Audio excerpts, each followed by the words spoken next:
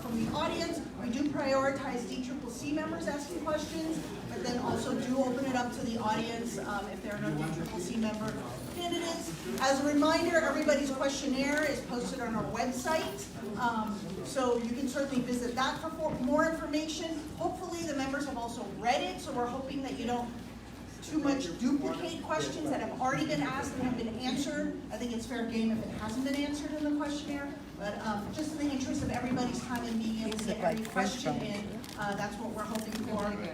Reminder, restrooms are downstairs, the door code is against the wall. Is there anything else I'm forgetting for reminders? All right, so we will start off with our first District 10 candidate, Shimon Walton. Come on down. Well, first of all, good afternoon, everybody. I know it's been a long day. My name is Shimon Walton. I am a candidate for District 10 Supervisor, currently a member of the San Francisco Board of Education, Executive Director of a Workforce Development Organization, Young Community Developers in Baby Hunters Point. And I'm running for District 10 Supervisor because this is personal for me. As someone who's from public housing in the district, I've lived in public housing in Baby Hunters Point and public housing in Cottrell Hill. So I know the issues for families, I know the issues for neighborhoods and communities. But aside from being native to the district and living in the district and working in the district, I've also been someone who's actually addressed the issues of affordable housing, building all affordable housing, bringing navigation centers to the district. So we'll staff and have a navigation center at 125 Bayshore. I'm someone who's worked to improve outcomes for students in our schools, decrease turnover for teachers in the Southeast sector, and as some of you know, our biggest gaps in education exist in the Southeast sector of San Francisco, as well as the Mission and certain parts of Western District. So as we talk about having a supervisor who has already been responsive to community, who's already worked with the community to get things done, and when I say community, I'm talking about all community, people of color, people who are in the majority, and people who care about our neighborhoods and our communities. I'm endorsed by 8 members of the current Board of Supervisors and our mayor and all of our state elected representatives and our area. And that just tells you that I know how to work with people to get things done. I know how to bring people together and focus on the issues at hand. Because at the end of the day, my opinion, we're gonna need somebody who can get elected on November 6th, go into the city hall and be able to get work done right away. You know what happened on the shipyard. This would not have happened in other areas, in other communities in San Francisco. We need somebody who's going to hold Tetra Tech accountable, make sure the whole shipyard gets clean, make sure they're removed from the process. But also I want to bring in academia so that maybe UC Berkeley or UCSF can come in and do research about what radioactivity is going on still in the shipyard and work with them to get people cleaned up. Because nobody's going to trust government. A lot of candidates in this race are quality and they're going to be able to tell you that what they think they're going to do, but I've been elected and accountable to you and already getting things done for our community. So thank you for having me here today. I look forward to questions. All right, have any questions for members? What are your plans around police reform and also safety in your district and how the two work together? Yep. So one of the things I've already done with community and law enforcement, we did a documentary with the Sheriff's Department and with the Police Department, had a series of conversations in barbershops and beauty salons across San Francisco. And the question we asked was, what is community's view of law enforcement? What is law enforcement's view of community? And what are those strategies that are going to bring law enforcement and community together? Community policing, of course, is number one. Having police in our communities so that they're visible, but they're a part of the community. They're not just coming in for enforcement. They're attending Little League games. They're going to events. They're a fabric of community. Because when you know somebody's auntie or grandmother or cousins or nephews or nieces, you're more likely to treat them better, and that goes the same for community. And when we have actual community police in our district, then we will see less violence among community and police, but crime also goes down because people see each other, know each other, and have relationships. So that's part of it. But I also want to work with our neighborhoods to develop community safety plans, so that there's some vigilance in our neighborhoods, as well as working with our police department. And these things that I talk about are things we're already doing. I sit down with the chief of police and talk about how we clear Mendel Plaza. I sit down with Captain Ford. You know, we just had a shooting of one of our street violence intervention prevention folks. We call him Jungle. His name is Joe Tatui. I was at the hospital the last 2 days. So I'm a supervisor that also leads by example and says, if we're going to stop community violence and we're going to bridge gaps, you also gotta be at the forefront and be in the trenches and not just talk about it, but actually do it. Petra? Jen? Jen? In the next 10 years, District 10 is gonna see a lot of development.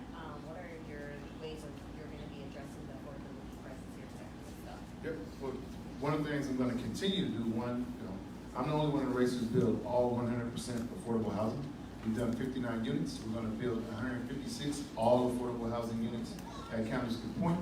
And we've also used community benefits agreement resources to hold people accountable, providing hundreds of jobs, paying barrier mitigation services, getting people driver's license reinstated, getting people actually to work, even people who have to overcome stuff. Neighborhood preference is gonna be important. Certificate of preference holders have to be aggressively going after them so that we can make sure that while community grows, our community can also stay indigenous. I've already bought 12 certificate of preference holders back from other Bay Area cities by aggressive recruitment and let them know what's in the pipeline and what's on the way. But real economic opportunity also starts with jobs. So I want to make sure that we have local mandatory hiring policies across all sectors of employment. Tech, hospitality, we already have it for construction, and we need to make sure that it happens in all of our sectors of employment, particularly the sectors of employment that have the most jobs and who are in our communities earning revenue. So those are just some of the things that we are doing and will continue to do from a policy level. Great. And unfortunately, that is our time for questions. We thank you very much for coming. As a reminder, the questionnaire is on our website, and I don't know if you're hanging out for a little bit, but folks have other questions. Thank you so much. Next up, we have Tony Kelly, also District 10. So a reminder, 2 minutes and then 3 minutes total for questions. I'm more used to the unamplified human voice, but okay, here we go, the mic. So, I know a lot of you guys already in the room, so I'm just gonna go ahead and just tell you straight what's been happening, knocking on doors. We're knocking on thousands of doors every week in the district, and I hope that the Democratic Party will hear this and join me in organizing out in District 10, where I've been organizing for 15 years. Knocking on doors, especially in Bayview and Viz Valley, 9 times out of 10, they've never seen a candidate knock on their door in their lives. They know they have a shorter life expectancy than children born out and elsewhere in the city. They know that they have neighbors, 3 generations have died of the same cancer. They know they have neighbors living on 1 meal a day. They know that the average income in Bayview and Viz Valley is less than what qualifies for affordable housing under the city's programs today. They know that to them, there's one establishment, not two, one political establishment that has been shortening their lives and pushing them out to Antioch and pushing them out of the city for a long time. And they're fed up because they know it's in the service of big developers, big business, and big banks. And so it's time we stand up for ourselves. And that's why I'm going to get more support, hundreds of voters every week out there. We deserve to live in a city that's not trying to price us out. We deserve to live on land that isn't making us sick. We deserve to have access to the supervisor every day. We get responses. We deserve to live in a system where people can live with freedom and dignity, and you don't have to be rich to live in a wealthy city. And that's why I'm getting support I'm getting, not only in public housing and subsidized housing, the Bayview Neighborhood Association and the Samoan Community Center and on through the district, but also from environmentalists, tenants, the Democratic Socialists of America, local and national, and our revolution, local and national. This race is getting national attention because we're building up neighborhood power and trying to break down systemic racism. Because I hope you'll join us on the streets. District 10 deserves serious change, substantial change, just like the rest of the city. And they know the establishment's responsible for it. So we ask the Democratic Party to embrace that with us. There have been socialists winning across the country this year, and the Democratic Party has turned on them and they've still won. You don't have to be like that. You can join us. So I ask for a portion of your support for Ranked Choice Voting. Questions from DCCC members? Anybody? Got it. Come on. Questions from the, okay. So everybody's talking about affordable housing, but we had someone here earlier with 3 children, and one of the things that is, when we're getting these 25% or 15%, why we're getting like studio apartments, or maybe 1 bedroom, but what are we gonna do for the people who keep families here? We need to dig so much deeper on both the income limits, and then also, there's been a lot of talk, I appreciate the legislation that was done about getting neighborhood preferences for affordable housing, but the problem is we have so many preferences, we have so many certificates, it outnumbers how many spaces we have in affordable housing. So all you're doing is continuing to shuffle the deck and we're not getting enough affordable housing. So one reason I've been banging on a public bank for 10 years now is to get affordable housing on our terms, our land, our money. We can do it ourselves, not to do public-private partnerships. So it's a lot more affordability and a lot deeper affordability to get it for ourselves. I feel like the world is catching up to some of the things we've been pushing for a while. I've been pushing for public banking for 10 years. It's public now. I've been pushing for a more honest cleanup at the shipyard for 15 years. We're finally catching up on it now. About time, but I hate to say I told you so because now we have kids with it. Any other questions from members of the public? All right. Yeah, thank you so much. Thank you all. And I will bring up Theo Ellington. Good morning. Good afternoon. How's everybody doing? There we go. Folks are alive. All right. My name is Theo Ellington. I'm a candidate running for District 10 Supervisor here in the city.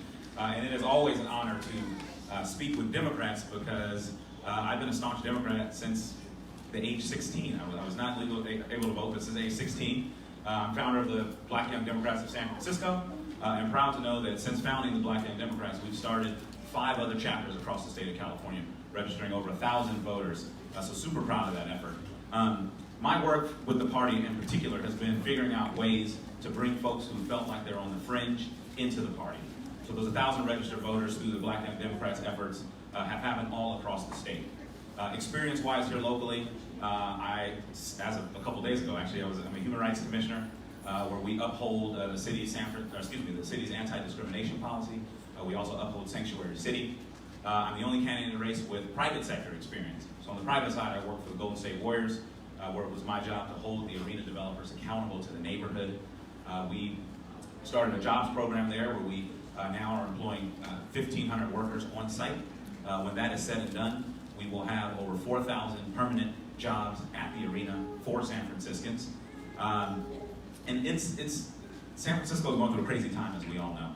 Our neighborhood is getting ready to be flipped upside down. And the unfortunate situation is that all of the city's inequalities play themselves out in the heart of District 10. Our unemployment rate, San Francisco touts 3.9%. Well, in District 10, that number is upwards of 11%. Amongst African Americans, 16% unemployment rate. That is a shame for a 21st century city like San Francisco. We've got to do something differently. We've got to take the values of the Democratic Party and bring them back into the neighborhoods, bring them back into the streets, and that's why I'm running for supervisor, because I want to reverse those trends, and I want to use the Democratic Party and use their values to help change this city. Thank you so much.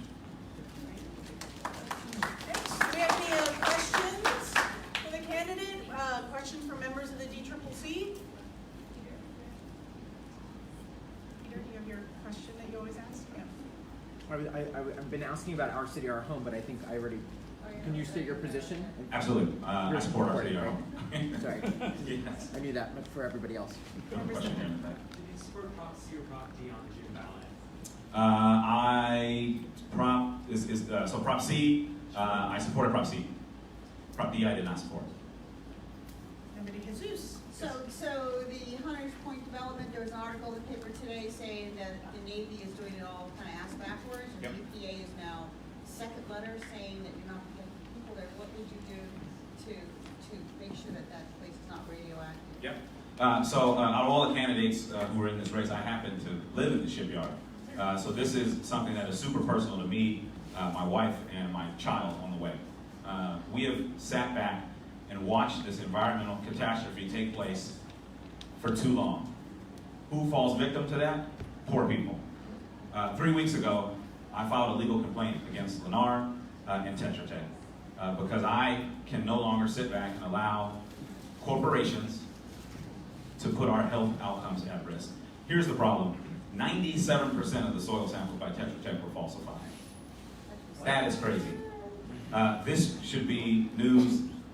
I mean, this we should blow this up, and that's what we're doing. There are environmental groups who are supporting this campaign. There are residents who live in the shipyard, residents who've lived there for years, who are standing with us. This is something that I do not take lightly, because the shipyard has been a fixture in this community, in Bayview Hunters Point, in this city, for decades. On the other side, we're talking about 12,000 units that should be on the market that will not be because of this environmental disaster, because of corruption, because of greed. This is something that all of San Francisco should be worried about, not just the folks in District 10. Awesome. Thank you all so much. And I definitely hope you all will consider endorsing me 1, 2, or 3. Thank you. So that actually concludes all of our Board of Supervisor candidates. We are going to start moving into the Board of Education candidates. Yes, all 5,000 of them. In fact, I think everybody in this room is running for Board of Education. There's still time.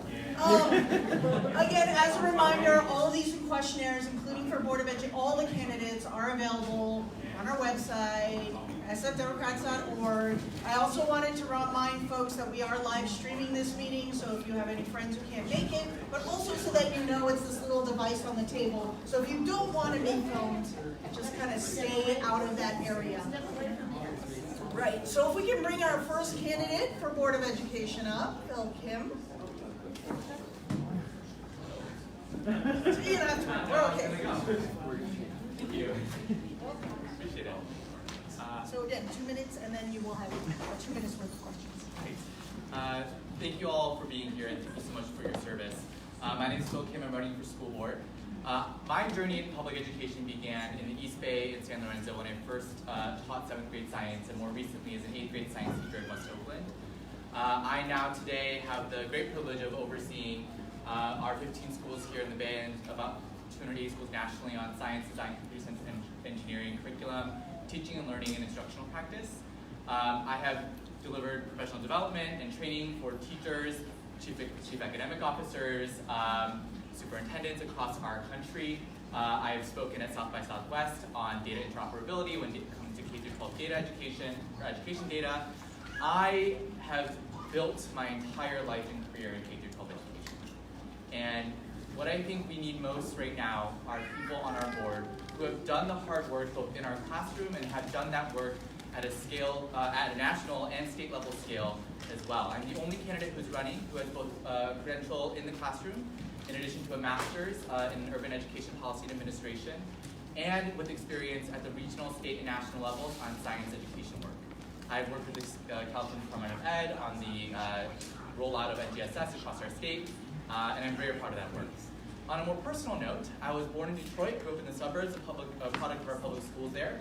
My parents were immigrants from Korea and had a couple of failing businesses. My mom is a single mother now outside of Detroit, where she works to support my youngest brother, who just graduated high school, going to college this fall.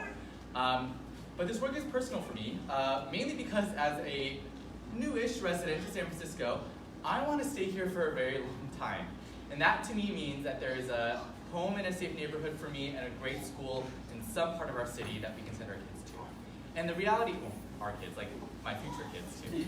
And the reality is, we struggle with that, right? Nearly half of our students are not in our public schools.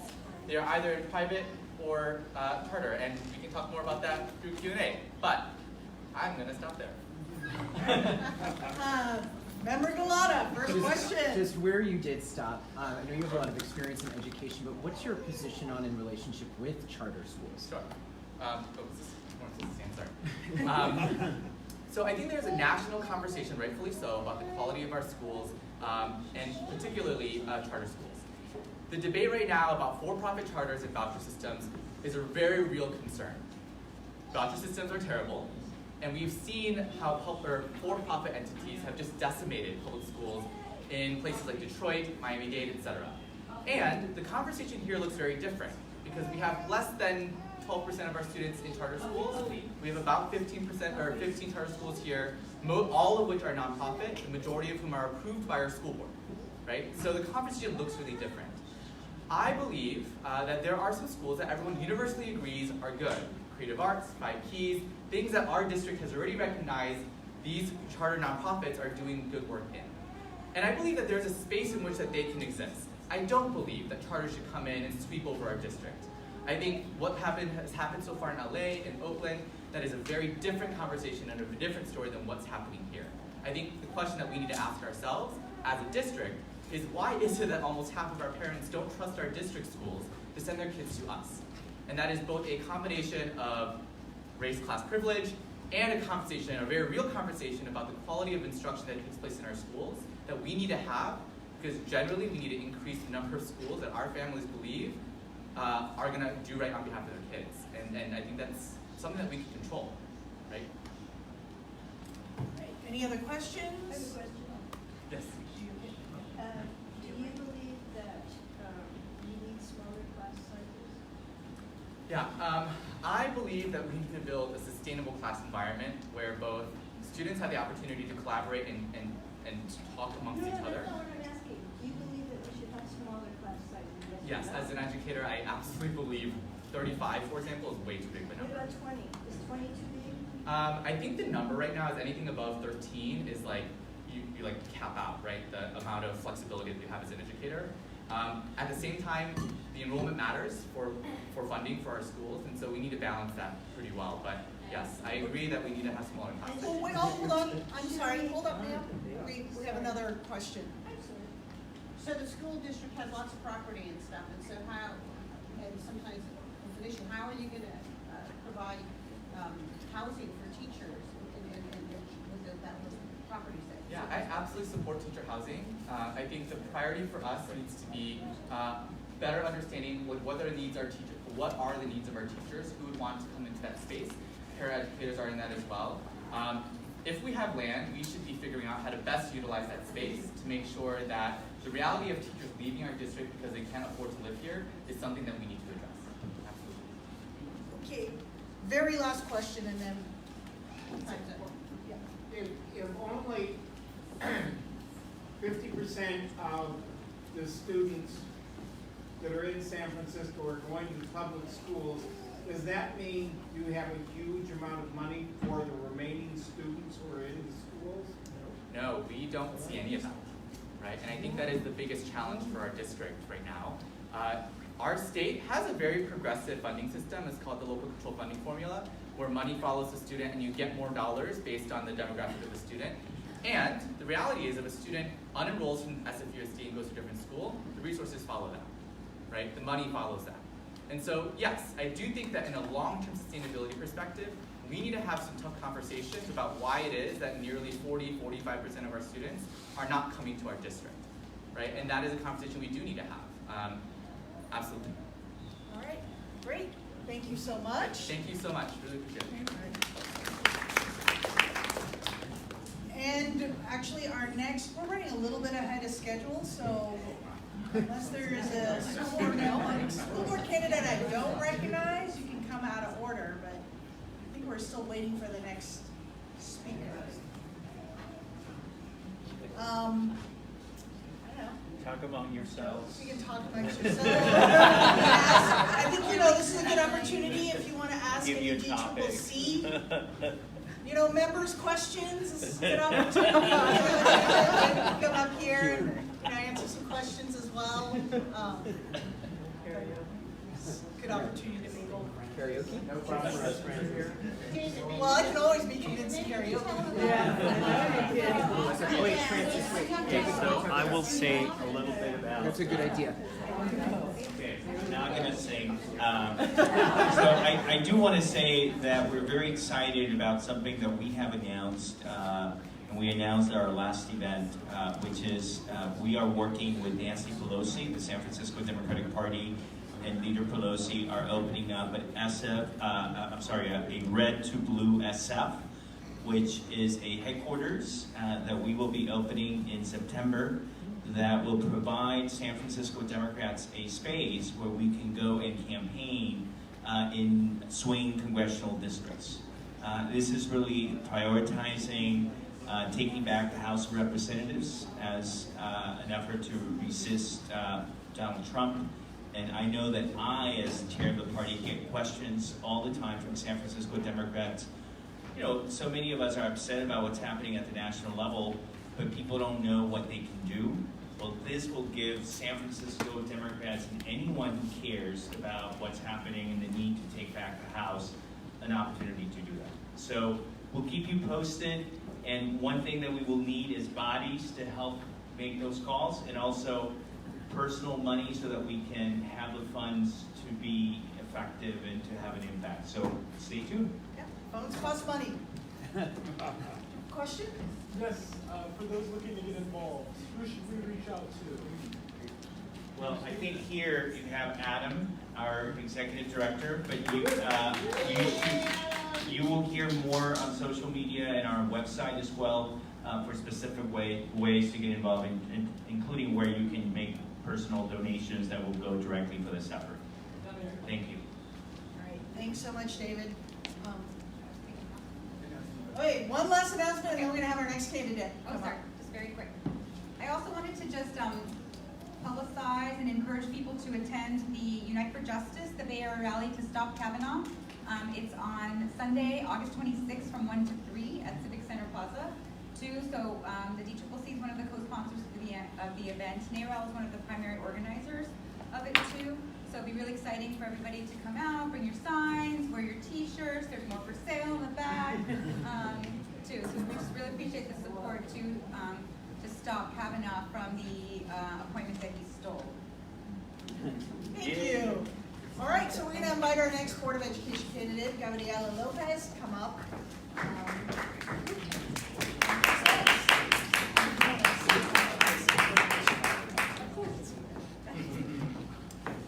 Hi everyone, my name is Gabriela Lopez and I am currently a public school teacher in the Mission. And out of all of the experience that I have in education, the one thing that I value the most is the work that I've done with families.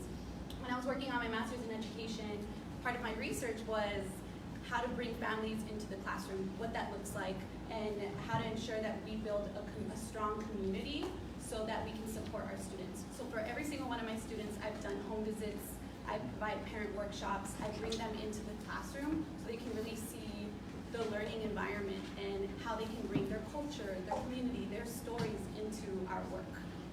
I do a lot of things in my position as a teacher. I'm the union building rep, I'm the arts coordinator, so I work on ensuring that our school has access to arts, access to field trips, access to the number of things that go to creating a quality education. And I do that work because I've been invested in this for so long. That's my mission here, that's why I'm engaging in this process and running for school board, because we need to have the perspective of the people doing the work, and we need to ensure that our voices are heard. I represent the immigrant community because that's my experience. I'm an English language learner myself. I understand the horrors of not being reclassified when it's time to get into middle school, which means these students won't have access to art, they won't have access to science because they need to take additional classes. Not understanding that that is English instruction. So just bringing that knowledge to this work is why I'm here. Thank you. All right, do we have any questions from DCCC members? Do we have any classes for LGBTQ people? For example, I am going to City College, and sometimes we feel a little bit awkward because, you know, every gay person is totally different. We have a different behavior. And sometimes we feel like we have isolation in the classroom. And can be better to have another class for LGBT people who can feel more comfortable with our own people. That is my... Thank you for bringing that up. I actually do a lot of that work in my classroom currently, and this is with 5th graders, because I think having these conversations early on and helping students understand that this is a process that they will be experiencing a diversity of people and needing to engage and communicate with them. So having these conversations early on is what we do, talking about gender, talking about equity, talking about all the things that are really important in your personal experience, and ensuring that they bring that with them without intimidation and without being pushed back. And the district does a lot of work around LGBTQ curriculum, so we definitely push that with parents as well. Right, Member Jesus? So, we're talking about the schools becoming more, the schools are more segregated. How are we going to desegregate schools? Yeah, I've been seeing that within our current assignment system, and one thing I'm learning is that there's a community of people that don't engage with the process, not only because it's stressful, but because there are language barriers. So we need to create an assignment system that's online that allows families to virtually tour the schools, because some can't make it to the schools that aren't in their area. They have to work, they have to do all these other things that creates a whole group of people that don't get to engage in this process. We need to make it a lot faster for them to find out what schools are going to as well. So providing something where they can engage online. Great. And final question here. Do you support providing an 8th grade algebra option for students who are ready for it? I'm supporting the math system that's currently within the district, because it's showing that a number of our students are advancing in math. Like, they are hugely doing better in this area. So I support what we're doing now and want to ensure that everyone has access to that. All right. Thank you so much. We're going to invite our next candidate up, Monica Chinchilla, who's another part of our group of Board of Education candidates.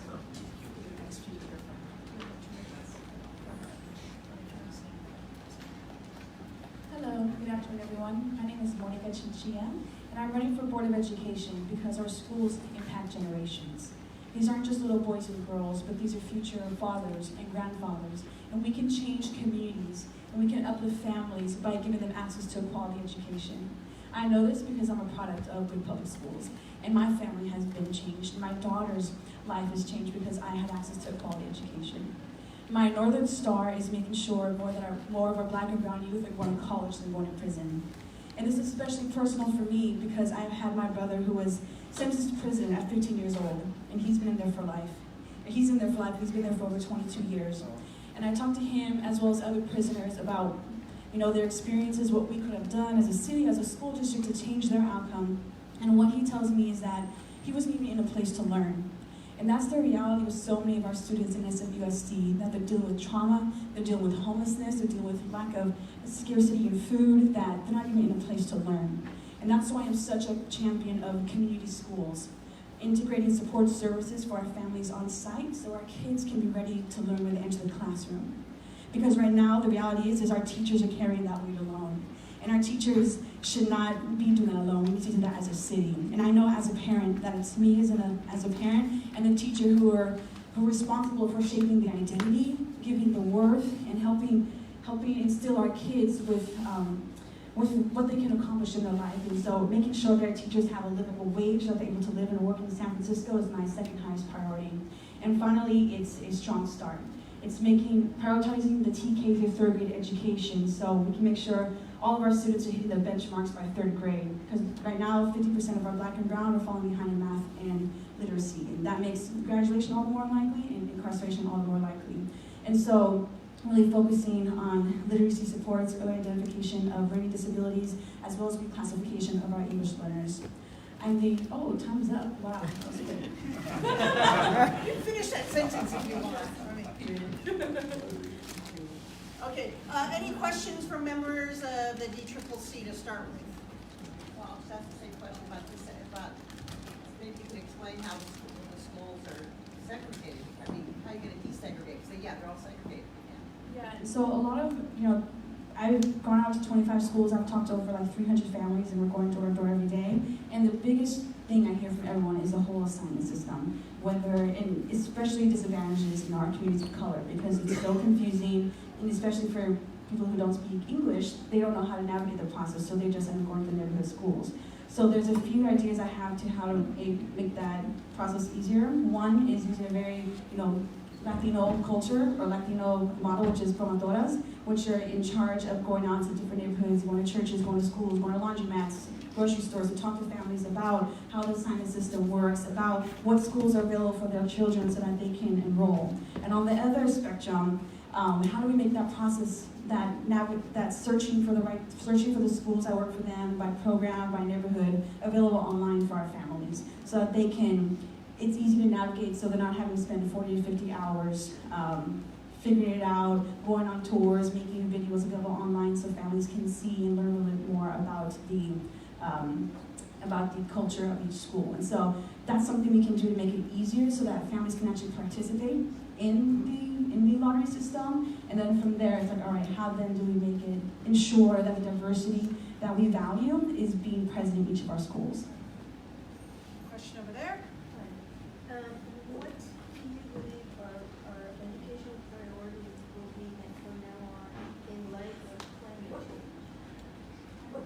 Well, part of my, what I tell people, like, it behooves us as a city to invest in our next generation, because we need to raise up a generation who can live, who can work here, who care about our beaches, who care about our roads, who care about our skies. And right now the reality is so many of our kids, they fear not being able to come back to the city because of the cost of living. So how do we make them... How will we make our curriculum reflect our climate change priorities? Yeah, so, different initiatives, like gardening initiatives, which teaches kids more about environment. I'm actually working with SEIU about how to build out kitchens so we can have more food to table, locally sourced food, so that kids can learn about how our food system works, and so it makes them more aware and more conscious about the environment. And then as well, overall, making sure that the generation we raise up can live here in San Francisco so that they can care for our air, care for our beaches, care for the water here in the city. Any final question? All right, thanks so much, Monica. Our next candidate, Tanya Nicole.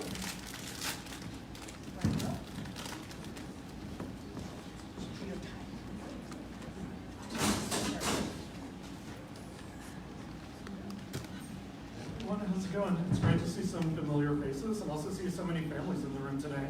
I only have 2 minutes, so I'm going to tell you a little bit about my background instead of talking about policy issues, and then I'll open it up to policy questions at the end.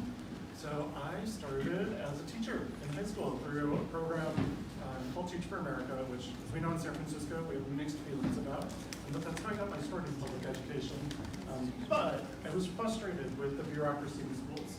And if you've ever had to do something like decide on whether to send your child to a public school or a charter school, or if you've gone through the school assignment system, the lottery, or if you've dealt with state mandated testing, you know how this bureaucracy weighs down on families and kids too.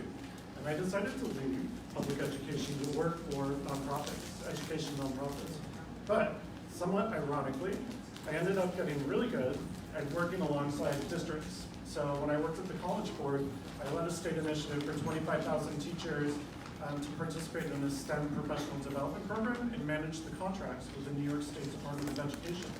And in Philadelphia, working with an entrepreneurship education organization called NIFTY, worked to create curriculum that aligned to the standards of Delaware, Pennsylvania, New Jersey. So why do I mention these things? It's because I have cross-functional experience working at both the district level and in front of kids. Today, I run a nonprofit called Money Study, and we do financial education for high school students.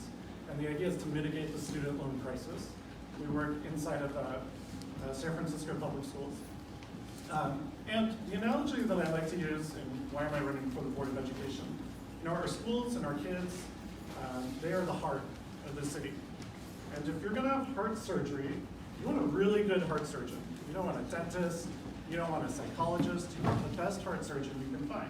And I think it's the same on the Board of Education. We want really qualified educators with real classroom experience who also have experience working with districts to represent our kids.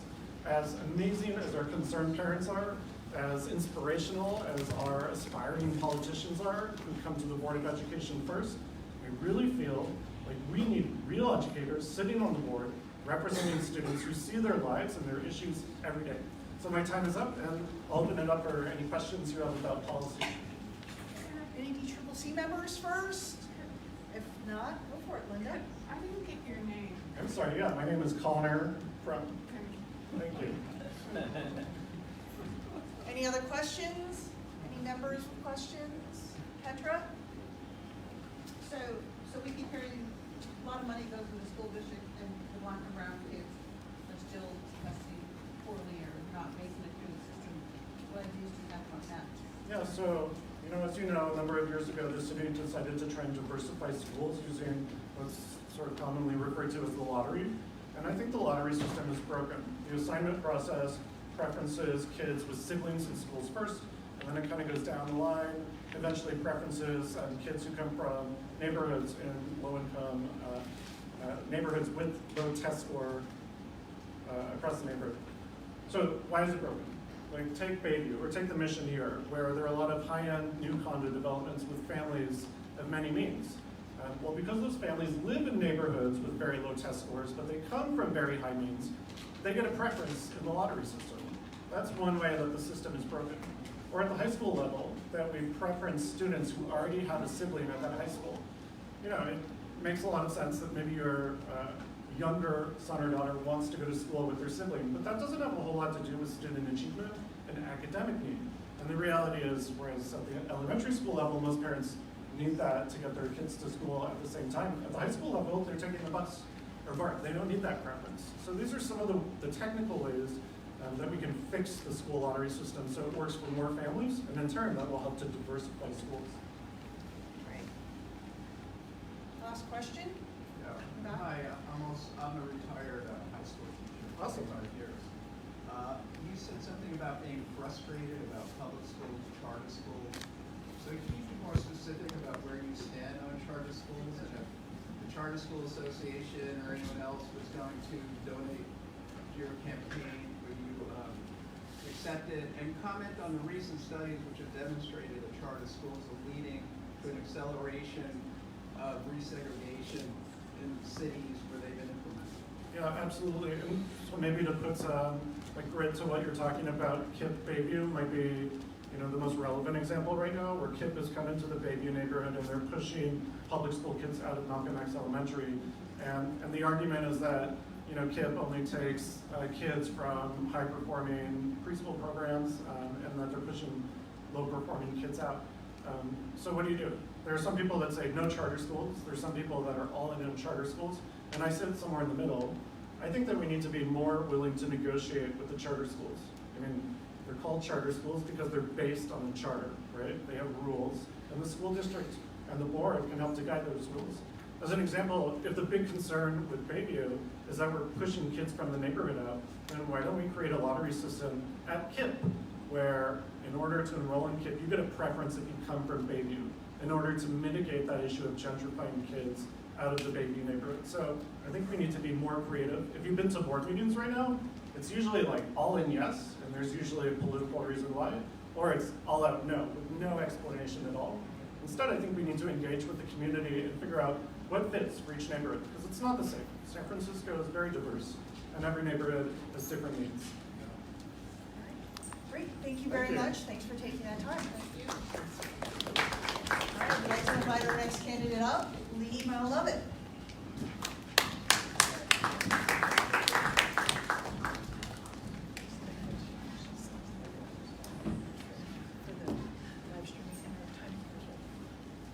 Hi, I'm Lee Malalovit, and UESF endorsed me for school board because my work in public education has impacted preschool teachers through college students for 20 years.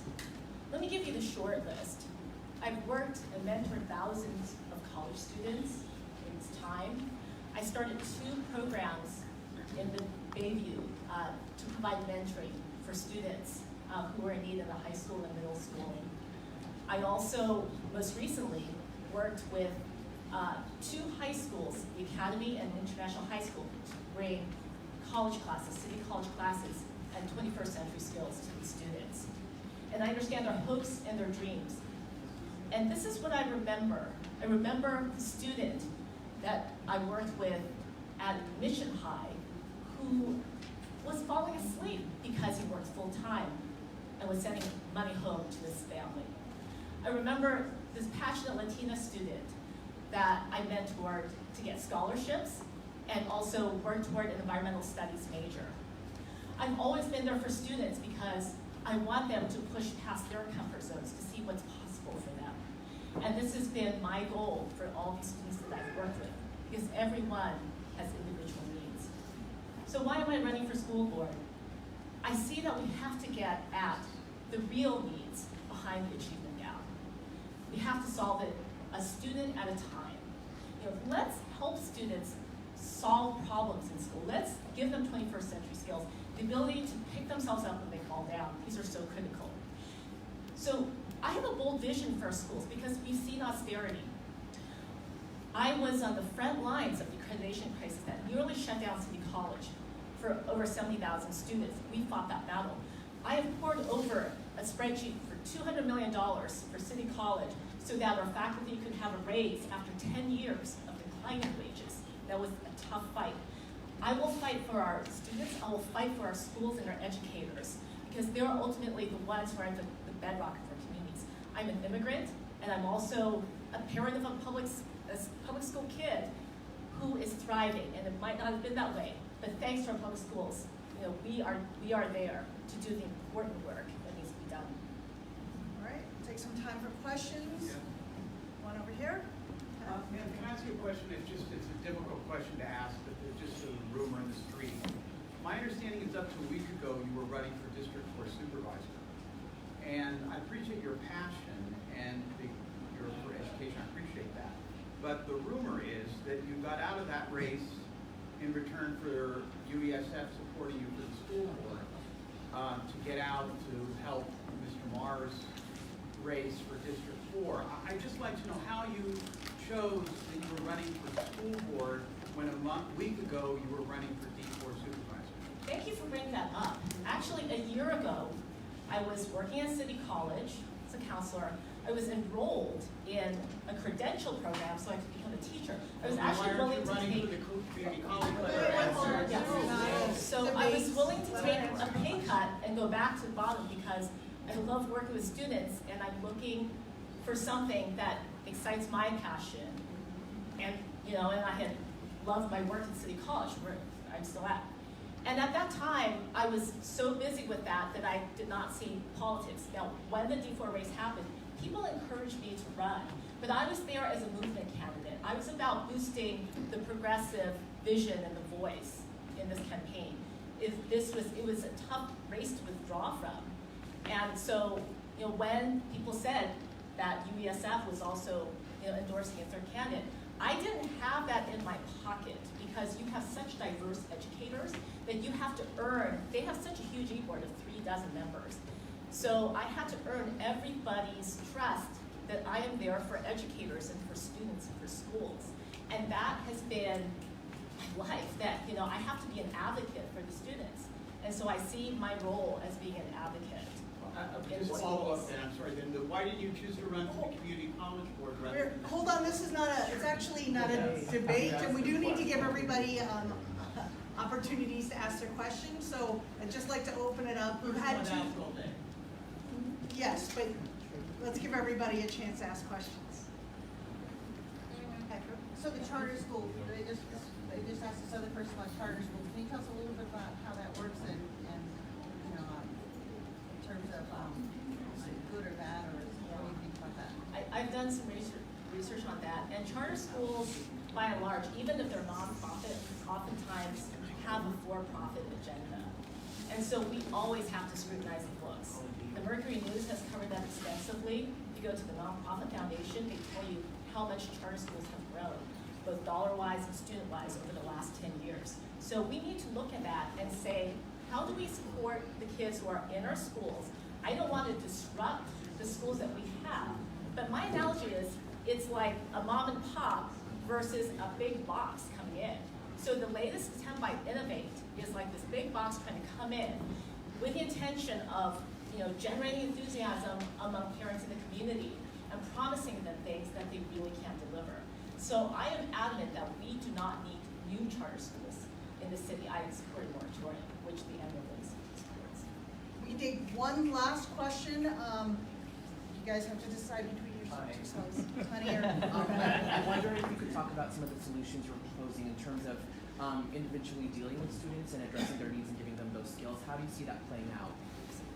So in the classroom, we need teachers who have training in cultural competence and sensitivity. I think that's really crucial. We also need, with the new Common Core and Next Gen Science Standards, ways to really make hands-on learning work and connect to the ideas and the concepts they need to go through middle school, high school, college, right? And then outside the classroom, we need to provide supports through the beacon centers so that our kids, like myself, many are latchkey kids in public schools. And so they need all kinds of support systems that will not only help them, but also their families get out of poverty. And we also need to provide a lot more social workers, a lot more counselors, learning specialists who can coordinate a team and properly provide support, especially when there's issues around special ed students who are manifesting behaviors that takes a lot of energy from the teacher to deal with. The parents and all the support systems have to be there, because that way, without caring adults, we cannot properly support our young people. So it's a wraparound. Schools are communities. Thank you very much. We have our next candidate for award in the hallway, Oliga.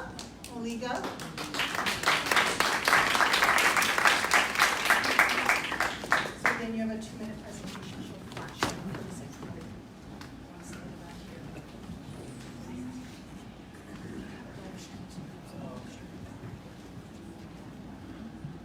So talofa aloha, my name is Fauna Molina. I'm a school social worker and a parent. I'm a native of San Francisco, I'm a Pacific Islander. And as you may know, I'm the first Pacific Islander to run for the school board in the history of San Francisco. As a lot of you may also know, Pacific Islanders in the city have been very marginalized. But this campaign is not only about Pacific Islanders, it's about all our students. It's around this opportunity gap that I've been doing my whole entire life. Now, working in the community and the school districts, I've located 3 things that we need to address and improve upon. The first is mental health. The second is building community schools, and the 3 is really taking care of our teachers. Now, I've been doing this work in the district since 2006. For the first 6 years, I built a nonprofit to support young women going to college. 90% of our students in that program went on to colleges such as UCLA, Harvard, City College, San Francisco. These are all Black and brown youth here in San Francisco. After that, I built the first truancy school out in the Bayview. Today, that truancy school has graduated over 1,000 kids that were once truant in San Francisco. From there, I was asked to go to build the first community schools at Burton High School. We went up there, the school's getting ready to close down. In 4 years, we increased the population by 400 kids. We decreased the dropout rate by 50%, and we put in place a rape prevention program to address the rape that was happening with young women, with student athletes in the country, right? And so I've also done work with elementary and high school kids around shootings that are happening in the city, specifically around Black and Samoan kids that are killing each other on the southeast side of San Francisco. Today, I work for the San Francisco Department of Public Health. I just finished building wellness centers in our public housing, and I'm currently working at Downtown High School doing trauma-informed work. My campaign is super strong. I may be the only person, from my knowledge, that has been endorsed by the mayor and also the teachers union. We are gearing up to run a robust campaign to really win in November. I would love to win with you, and I would love your support. I'm open to questions.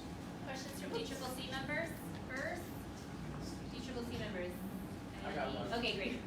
So I'm not going to ask for an answer, but San Francisco has one of the lowest participation rates in school lunch programs. And I recently participated in a hearing at the Board of Ed where we opposed the current contractor and asked that things be done. But I'm seeing how much food is wasted and how many kids are not eating the food is, I think, a real problem for the district.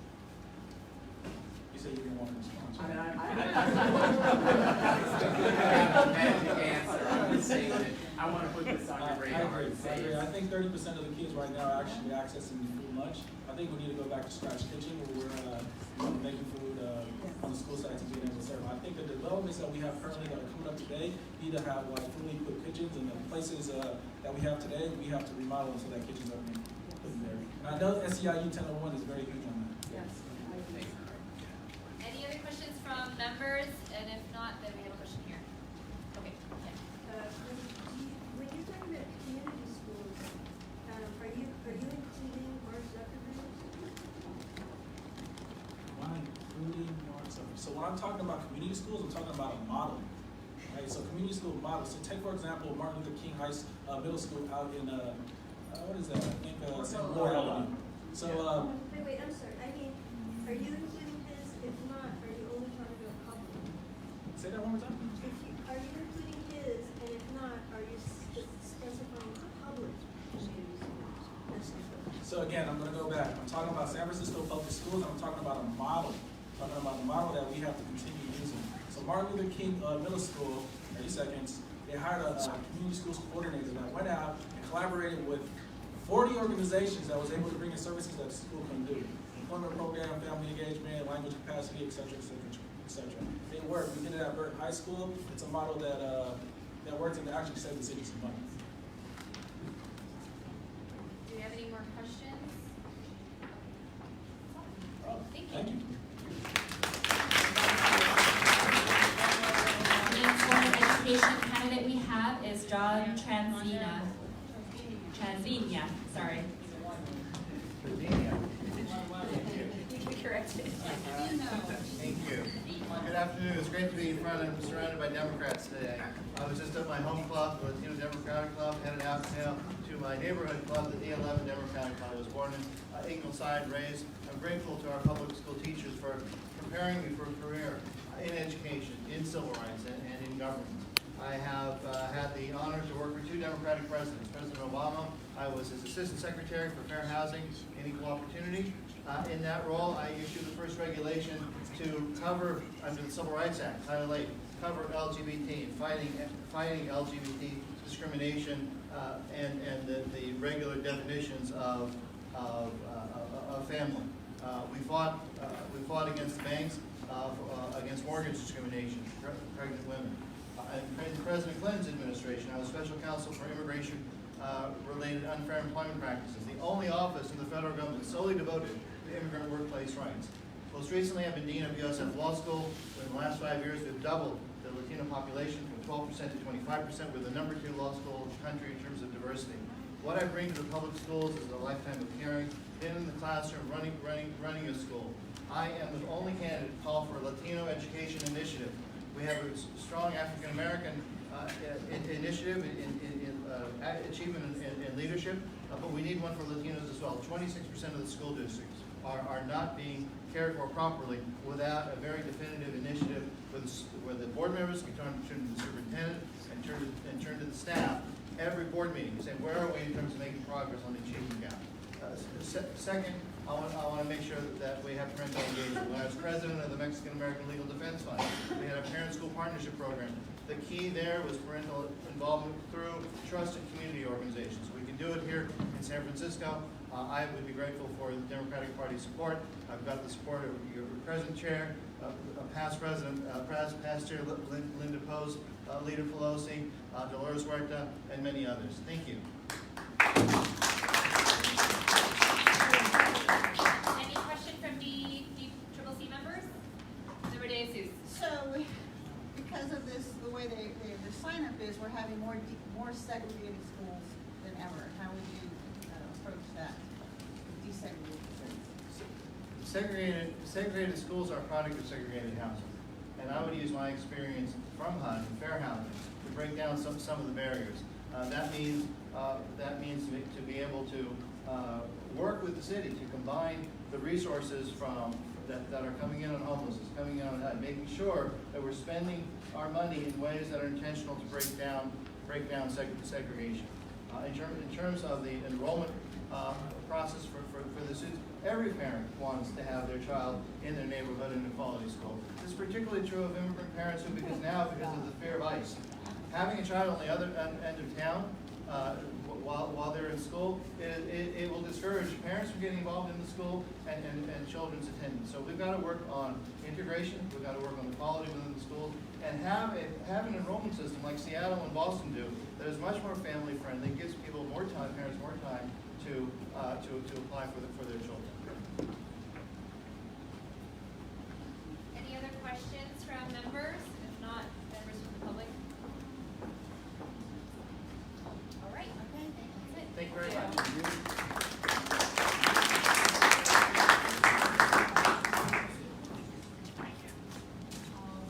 I am so sorry to do this, but I don't know if anyone else is here yet. Lynette Thompson, is she here yet? Oh, no, I'm just checking, so I was just gonna ask her to come on up. I just saw her walk through. Yes. So if you don't mind, it's 2-minute presentation and 2-minute Q&A. I'll give you 3 minutes to. Sure. And then for those of you following along, please check out the questionnaires on sfdemocrats.org.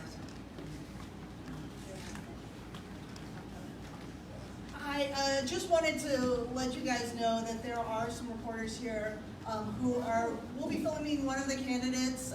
So if anybody has any issue with that, please, flag it with them, or just make sure to stay in the back or something like that. Thank you, Michelle. It's 2 and 2, right? Yes, 2 and 2. All right. Hello. Thank you for inviting us all here to speak with you today. I'm happy to be here. Core to our democratic values are a strong public education, where we prioritize equity and equality, and that's what I've been focusing on for more than a decade. I have committed my time, and I have made a difference for San Francisco public school students for a long time. I'm also prepared and have the leadership experience necessary to hit the ground running on day one after I'm elected. I think that's really important because we don't have time to waste. I'm a single parent of 3 kids in our district schools. I have been a leader and active at the school, district, and state levels in a lot of different leadership positions, but also on different commissions and committees and part of initiatives. One I will highlight is I was president of the district PTA. That's the organization that supports all the PTAs all across our city. There's more than 60 of them. And I work to develop parent leadership and advocacy skills so that they would know how to advocate for their kids and work with others in their schools to do what's best for kids. I am focused, my whole platform is centered on equity and access. The first thing that is important for us to do is to institute universal preschool. We need to make sure that every child in our city has access to 2 years of high quality preschool. This will help us close the opportunity gap. This will help us make sure all students have a level playing field when they enter our schools. And it will also help with the affordability issues we have in the city. The second thing is expanding career technical education. I want to make sure that all of our kids can see themselves in the future, that we have access to careers and college. I'm working with trade unions and City College and all kinds of people to make sure that we're providing pathways for kids. I also want to make sure that our teachers can live in the city where they teach, that we are paying them enough, that we are providing creative opportunities for housing for them, we are providing the sports in the classrooms so they get the training they need that is teacher-driven and led, and that we are investing in pipelines that make sure we have a steady stream of people coming up because we're facing a shortage across this country. I have strong support in my campaign. I'm endorsed by all of our state legislators, our mayor, many school board members, and community leaders. I'd really love to have a democratic place for us. Thank you. Questions from TCCC members? Member Mahaki? You talked a little bit about equity. I was wondering if you are still endorsing Josephine Zhao and your thoughts around that. I haven't endorsed any candidates in this race, and I am focused on my race, and I can tell you about my record, and that is a strong support of LGBT, non-binary, anyone who is questioning, making sure we have the supports and protections for them in place. Member Alexander? Can you extend on your perspective on charter schools and Innovate? Sure. I'll just say quickly, I'm not a fan of Innovate. I don't like their practices at all. I'm generally not in favor of an expansion of charter schools in our city. I think that I have concerns about the financial impact on them, on our district. When we have more, I think that our district board, school board needs to have control over its own finances and budget. That said, I also think that we need to be listening to our families. And many of them feel disenfranchised and feel like our schools aren't meeting their kids' needs. And I think that we approach that by bringing them in. When they come and give comment and they contact us, it is my job as a school board member to bring them in, say let's work together so that we are doing our job as a district and making charters irrelevant. Any other questions from members? Any other questions from other members of the audience? Great. Thank you so much. All right, the next school board candidate we'd like to bring up is Allison Collins.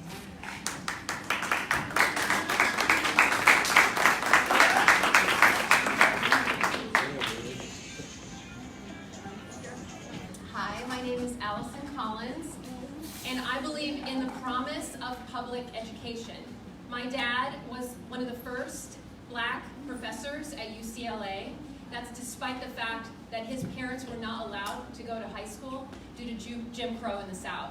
So my family legacy, I know that some people have to fight to get educational access, and that has fueled me in becoming an educator. For the past 20 years, I've been a teacher in San Francisco Unified School District. I've built student leadership programs. I've also been an educational coach, and most recently I've been a parent organizer. Some of the work that I've been doing most recently, that I've been most proud of, is I worked with Carver Elementary in the Bayview. We won almost $2 million for a redesign of their school. And most recently, I've been leading the fight against charter privatization in our district. I flagged that Innovate was not a parent empowerment organization. They were a San Jose charter booster organization, basically a lobbying firm, trying to push charters into our public schools, and they're currently actually literally pushing their way into Bayview schools. It's because of my work that I reached out to the NAACP. We were able to mobilize with labor and families, educate the media, and change the narrative. I've received a lot of support because of my track record. I'm supported by 6 supervisors, 5 Board of Education members, David Campos, Rudy Corpus from United Playas, and also the education chair of the California NAACP.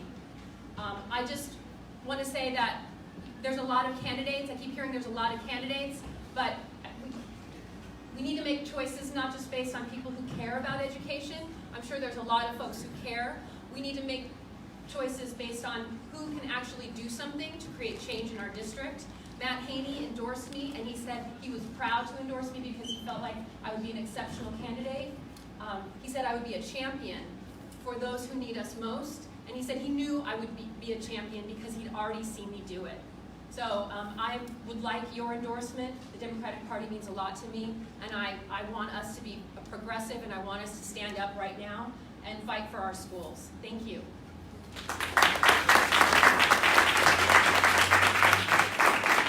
Any questions from members of the DCCC? Okay. Members of the audience, any questions? No questions. Wow, we got off the top. Great, thank you. Yes. Oh, sorry, Member Baraka. Hi, Allison. Yes. I was wondering if you could talk a little bit about the math issue Yeah. that we've had out Yeah, here. math is really important, and you're hearing a lot about it in this race. A lot of people are saying algebra to 8th grade. What they're really talking about is putting tracking back into middle schools, and that's something we eliminated a few years ago. Black parents actually wrote a letter in support of the district in doing that, and now we're seeing huge gains in math. We've seen a reduction this year. This is now we're 3 years in algebra. We've seen a reduction in failure rates in algebra classes from 40% overall down to 6%. And for black students, that's 50% to 9%. They're talking about us across the country. So much so that the president of the National Council of Teachers of Mathematics actually wrote an article in Ed Week saying the nation should be following SFUSD. But despite that, there's people who still want their kids in separate classes, and that's a problem. We need to make sure we increase academic excellence for all students, but we provide more support. And I know a lot of parents feel like, well, the district vision isn't really happening, and that may be true, because in order to really meet the needs of all students, we need to increase support for schools. And we're seeing that at MLK. They're doing a great job of push-in support, so kids don't get kicked out. They can stay in heterogeneous classes, and they can actually get the support they need, the academic support, and a lot of the work that I'm doing recently is focused on supporting community schools. That's both supported by the American Federation of Teachers, as well as the NAACP. We can't label and separate kids. We know that that doesn't work. What we want to do is serve them all in the same classroom, but we need to make sure that schools are supported and teachers are supported in doing that work. One last question. You know, the special ed programs are a mess. What are you going to do? What are you going to do? Well, I'll tell you, I visit classrooms, and that's not something, I mean, I'm volunteering, I visit classrooms and I show up. You talk to black parents across the district, you talk to just any parent. I think a lot of times, there's two things. One is just accountability. Sometimes parents get their kids served because they have the time to actually make sure that the school is accountable. That's not acceptable. Parents that work or don't speak English shouldn't have to fight that hard. But additionally, some schools want to create support, and I was a teacher at Galileo, and I had a very wide range of kids. I had the counselor said, look, we're going to put more kids in your class that need to be mainstreamed because we know that you are comfortable teaching those students, but we're also going to give you a paraeducator. And that was one of the best experiences I had. We had an amazing classroom. So, you know, you can't just set a policy and then not support it.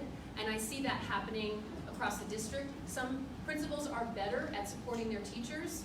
Others, and some schools are just more overwhelmed. You know, in the Bayview, we have schools that have 10% homelessness rates. We have trauma. You know, that's almost too much to bear. And I think we need to really look at the district and look at how we're allocating resources and getting more resources to those schools. And community schools is one way to support that, because we can bring in counselors and we can bring in community resources to kind of make up for the gaps that we can't meet just as teachers or principals.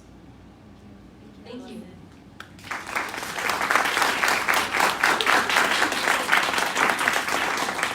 Our next candidate is Lynette Thompson.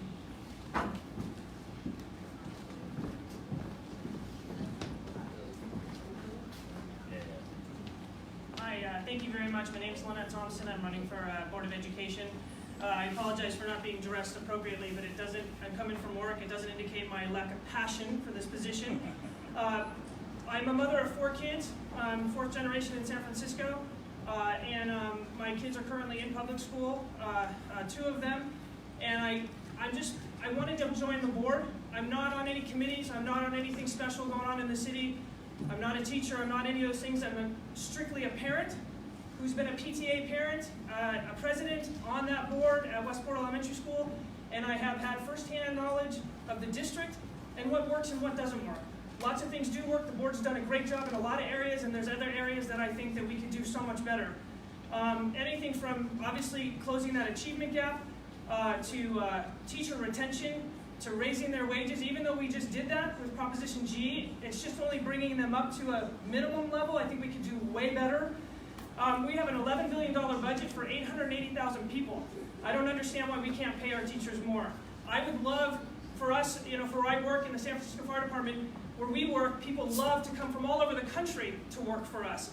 I would love the Unified School District to have that entity out in the world. I want to be a teacher in the Unified School District.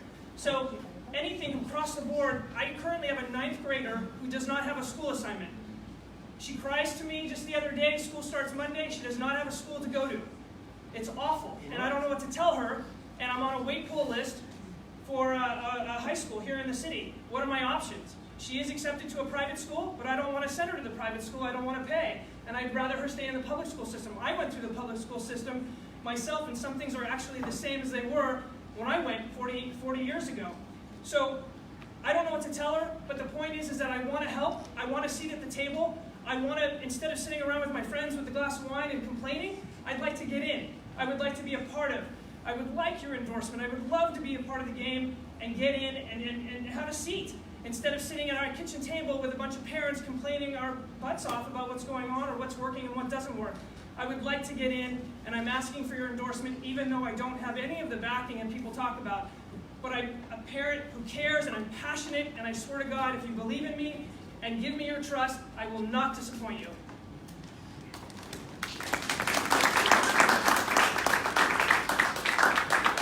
you have any questions from DCCC members?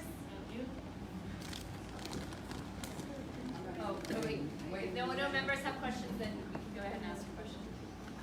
Thank you for your candidacy. I appreciate that passion, coming forward, same way I came forward, tired of complaining, wanting to do something about it. But can you talk about why you haven't talked some of those other avenues? Because you said no one, no backing, none of that other stuff. And so you took the leap to the deep end. But what happened with that, for you, and I just wanted to understand, what happened with that big shallow part that leads to the deep end? None of that was the I believe in the city. In this city, you know, I've been here for a long time. I haven't left. I still live here, trying to stay here. But I think that the politics in the city, there's a definite stepping stone, leaping frogs that you have to take in order to get endorsements, in order to be in people's vision, to hear their name, to know what's going on. I understand that. I just didn't have the time. Being a parent of 4 kids, they're all under 16. They're teenagers. God bless them. but it's trying, and I work a full-time job. So I'm doing my best to get out to places, to meet people. I campaigned for, I'm one of the mayors, London Breed. I got out there, I did the phones. I'm trying to get my name out there to be seen. I've got signs up. It's the best I can do at the moment for where I am. I would love to do the shallow end and go, and maybe that's what will happen as we move forward. But even just as one example, meditation in schools, we're talking about the achievement gap. In the achievement gap, I believe it was in 2007 that Visitation Valley principal brought in David Lynch as a foundation to do meditation at the school. It was awesome. It was awesome. And these kids did 15 minutes in the morning, 15 minutes in the afternoon. And my question is, it was super successful. 98% attendance went up. Suspensions went down 78%. And GPAs raised every single year. And these kids had self-worth. They loved it. The whole school did it at the same time, in the morning and afternoon. My question is, why from 2007 to 2018, why have we not implemented that in the entire school district? Why not? That's what I want to do. I want to come in with some new, fresh ideas, new eyes. I don't think the board has done a terrible job. I think they've done a great job. It's a hard job. But I would love to come in with some of those ideas and do that. But I did go into the deep end, and I'm swimming, and I'm here, and I'm hoping that you guys appreciate it and a little endorsement.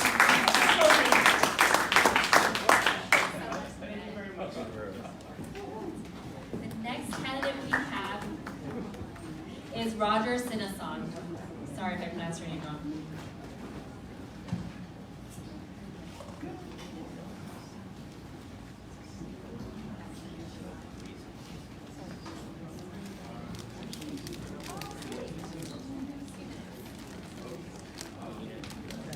Hello, my name is Roger Sinason, running for Board of Ed.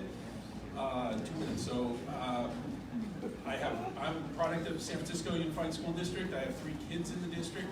I'm married to a 25-year veteran public school teacher. I've worked with school districts and county offices of education for the last 15 years on their back-end systems, back office. So my primary focus is addressing the achievement gap that we see. My kids' school, elementary school, raises over $100,000 per year for the PTA, which is wonderful. My kids are very lucky. My wife's school, they're lucky if they raise $5,000.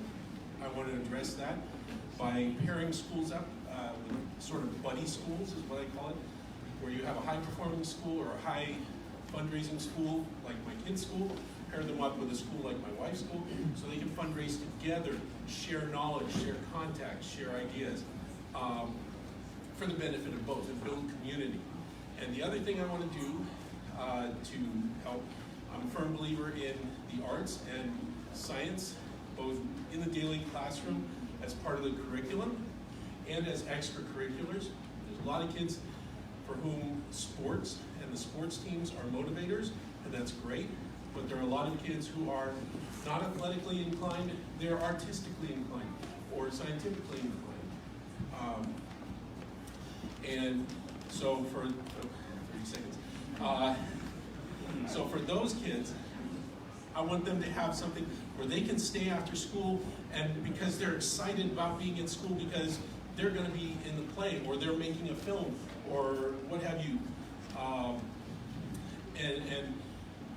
I've been on the board of directors for a local teen musical theater company for far too long, for many, many years, and worked with other teen musical theater companies.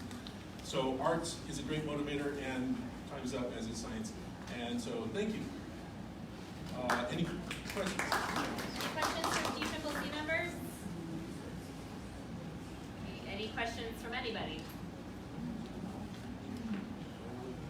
Okay. All right. Wow, that was, okay.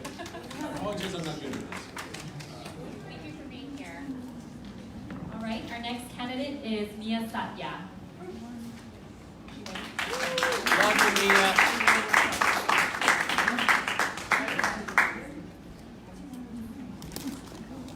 Thank you, Jen. Hi, my name is Mia Satya, and I'm running for San Francisco Board of Education.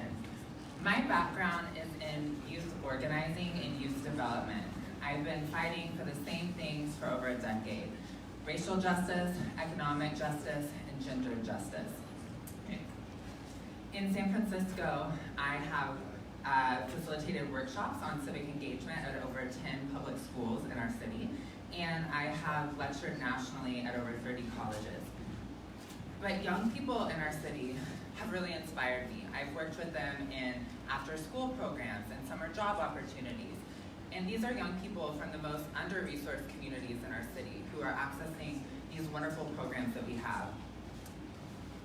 And through these conversations and through mentoring, I've seen firsthand the challenges that our students face in a city with the fastest growing wealth divide in the country, and in a city with the biggest opportunity gap for our African American students. My first priority on the Board of Education is to address affordability head on. So that means fighting for fair wages for our teachers, teacher housing, as well as wraparound services for our homeless youth. We have 2,000 homeless youth in SFUSD, and that's not acceptable. And I support programs like Horace Mann that are piloting an initiative where homeless families can actually stay on site overnight.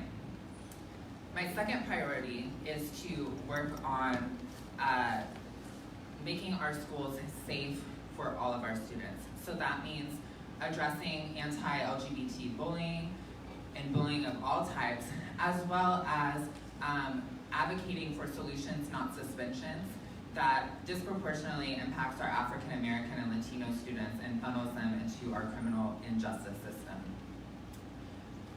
I am endorsed by Jane Kim, our wonderful supervisor, Matt Haney on the Board of Education, as well as Delane Easton, the former superintendent of public instruction. And I would be really honored to receive the endorsement from TCCC. I'll take any questions you have at this time. Do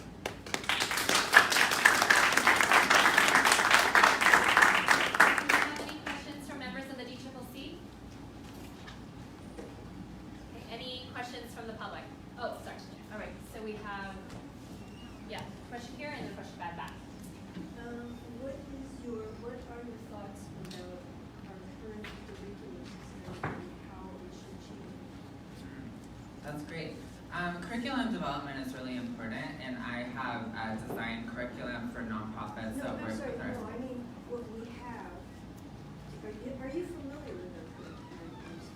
Yes. I mean, I've reviewed our curriculums in different core subject areas, and I think some of the curriculums that I'm really excited about expanding would be our ethnic studies program, as well as the LGBT studies program that is the first of its kind in the country. And so I think that we should be making sure that our students are prepared in math, reading, and science, but that we should also be teaching them to be civically engaged members of society. Question in the back, and then Member Gupta. Oh, Member Gupta. Yeah. Can you talk a little bit about some of your ideas around remodeling the school assignment process? And I think there's been some talk about it from other candidates. I'm curious to hear what your ideas are. Yeah. So I think that the intentions of the school assignment system are to reduce inequality in our schools and to reduce segregation. But I think that in some of our school sites, we've actually seen an increase in segregation. And so some of the ways that I think we should address that is making the application process easier for students in low-income communities, for our African American, Latino, and Pacific Islander students that don't often have the same resources to go about the appeal process when they don't get into their top school choices. And so I know that there's a lot of parents that have the ability to appeal and to fight that process, but that's not the same for all of our students. No, okay. All right, so I think we have time for another question. Thank you so much. Okay, thank you.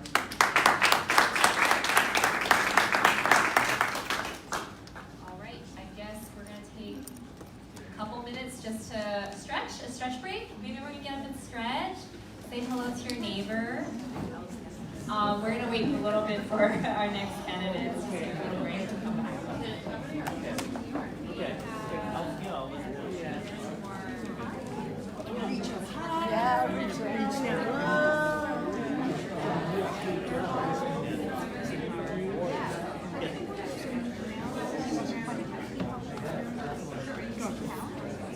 I'll be around.